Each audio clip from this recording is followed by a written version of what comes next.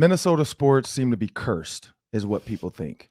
I am a transplant here, I guess I'd say. Came here in '98 for college, left, played a little football, did some things, traveled, came back 2009 and 2010-ish, I guess I'd say 11. We kind of say, yep, this is where we want to be.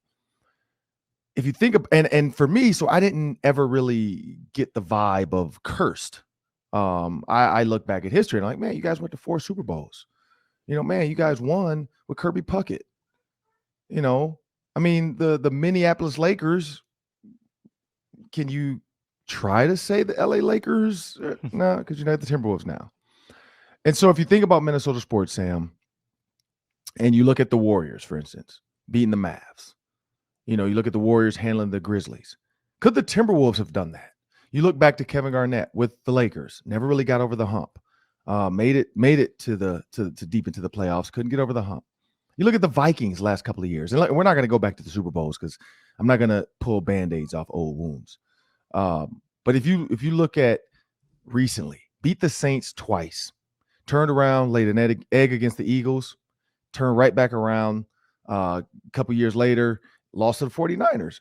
And this is where I go with this. And then again, you look at, the Wild, the Blues have a chance to tie it up with the Avalanche, force them to a pivotal Game 7, and that's anybody's game at that point. It's one game, one team moves on. Whoever's skating better that night, whoever's being a little bit more aggressive, whoever's passing better, whoever's not turning the ball, or whoever's special teams are better, whoever's not ending up in the penalty box and at full strength the most can win that game.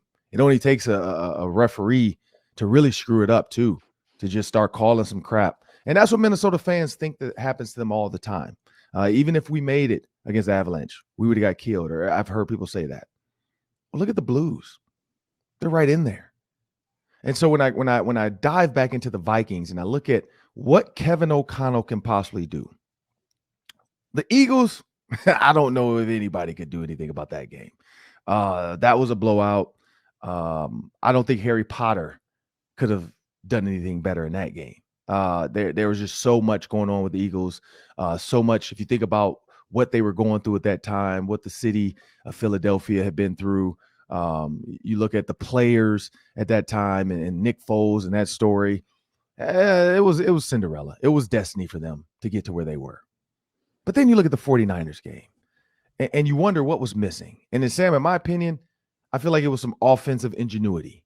You look at what the 49ers did, the way they were able to move the ball. You see frustration from players. You see frustration from guys wanting the ball.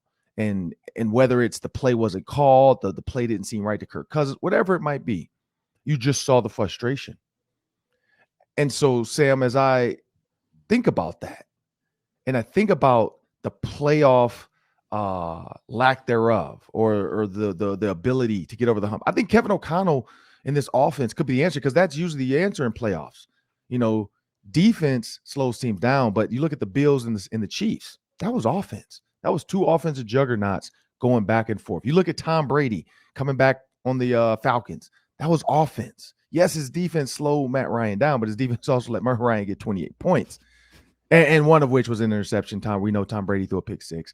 But if you think about that, that's offense.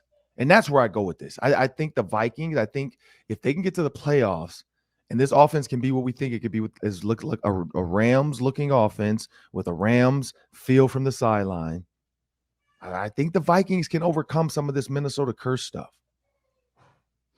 Defense is not as sustainable game to game like offense is. Mike Zimmer was a defensive-minded head coach, but defense fluctuates because you are not in control of the football. The football is what matters. You're reacting to the execution on the other side of the ball. And if that execution is better, if the offense is superior, it's hard to rely on your defense game in and game out. That's why the best teams in today's NFL are driven by offense and driven by quarterback play. Now, I am of the persuasion that success in football is about 80% roster, 20% coach. I think you got to have the players. You can have Belichick on the current Texans roster. You might win one more game, but you're probably still going to go 5-12. So I think players matter, but that extra 20% in the playoffs, it can be a huge difference in the way those games are managed. And this Minnesota market is known for letdowns. Big win, crushing loss the next week. Or even in hockey or basketball, big win, and then back to earth the next game. Very rarely do our local teams string anything together. We celebrate these one wins like they're the Super Bowl, when really the best franchises are used to getting there. They're used to going on runs. We'll get into the Warriors later, but the success they've had in the playoffs under Steve Kerr, it's astonishing. They're just used to it. We're not used to it here in Minnesota. So, I'd like to think that an offensive approach in those big games will maybe change things. But I also want to be guarded too, because we've seen a lot of new coaches come in this market with new cultures, and it hasn't worked out yet. So maybe O'Connell will be the curse breaker. Yeah, and again, I think it's offense. Like, he's a quarterback. He understands the offense, what he wants out of it, what he wants to happen next.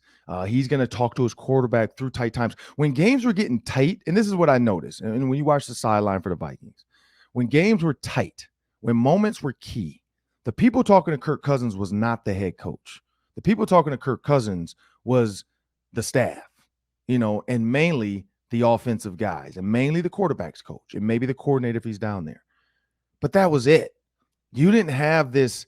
Like, if you watch Brady, every coach, Josh McDaniels, Belichick, everybody's coming over to talk to Brady when he was with the Patriots. If you look at Pat Mahomes, you got Andy Reid going back there. You got Eric Bieniemy going back there. You got the receivers coach going back there. If you look at the Buccaneers, I've seen, and again, it's Tom Brady, so everybody wants to talk to Tom Brady, but you look at Byron Leftwich, then you look at Bruce Arians. Then you see Larry Foote come over, who's a linebackers coach. I don't know what, maybe asking a question about, hey, what's going to happen in this situation, or be ready for this.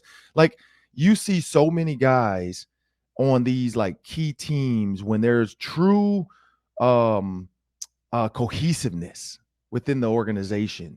You see that. But when it's pieced together and it's kind of like, this is my defense, that's your offense, you go run it, it doesn't really work. You have to have that cohesive feeling. Like Belichick, he's a defensive-minded guy that runs the offense.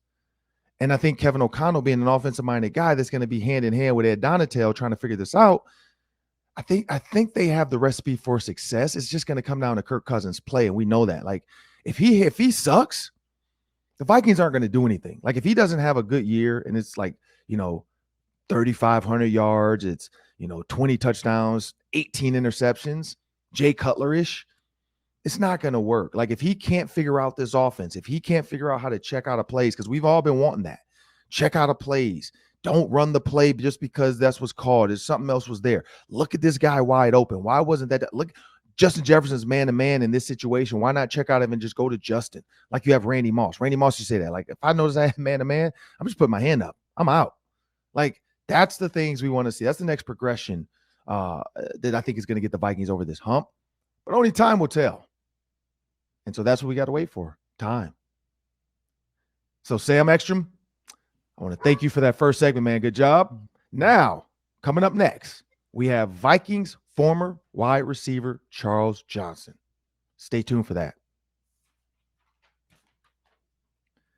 If you enjoy the Ron Johnson Show, you enjoy our other daily Locked On show on Locked On Sports Minnesota. It's Superior Sports Talk with KARE 11 Sports Director Reggie Wilson and his co-host Luke Inman. Whether it's Twins, Vikings, Wild, Wolves, Reggie and Luke cover it all with all the breaking news and all the big opinions. Catch the show 5 days a week by subscribing to Locked On Sports Minnesota's YouTube channel or wherever you get your podcasts. And please, podcast. Make sure you go to the podcast network, whichever one, and subscribe to Locked On Sports Minnesota. You can also find the Ron Johnson Show on there as well.